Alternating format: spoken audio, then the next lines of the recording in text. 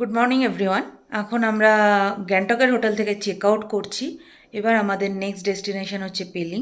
আমরা আজকে রাভাংলা হয়ে পেলিং যাব, আর পথে যে সাইট সিনগুলো পড়ে সেইগুলো দেখে নেব।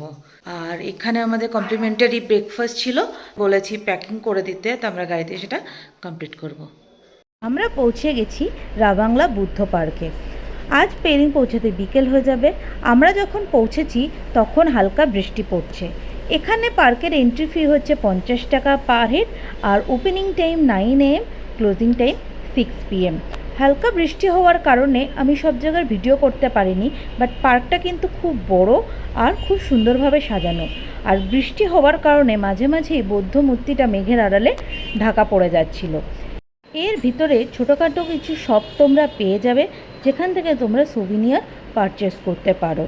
আর যারা আমাদের মতো গ্যাংটক থেকে পেলিং যাচ্ছ রাভাংলা হয়ে, তাদেরকে সাজেস্ট করব রাভাংলা এই বুদ্ধ পার্কের সামনে কিছু রেস্টুরেন্ট আছে, সেখান থেকেই তোমরা লাঞ্চ করে নিও।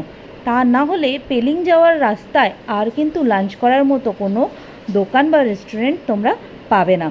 বৌদ্ধ মূর্তির ভিতরে এখানে মিউজিয়াম করা আছে। গৌতম বুদ্ধের জন্ম থেকে সন্ন্যাসী হওয়ার প্রত্যেকটা পর্যায়ে গৌতম বুদ্ধের জীবনে কী কী ঘটনা ঘটেছিল সবই ছবি সহকারে ভালোভাবে ডিসক্রাইব করা আছে। মিউজিয়ামে ফটোগ্রাফি নট অ্যালাউড। এরকম আরও ভিডিও দেখতে আমাকে অবশ্যই ফলো করো।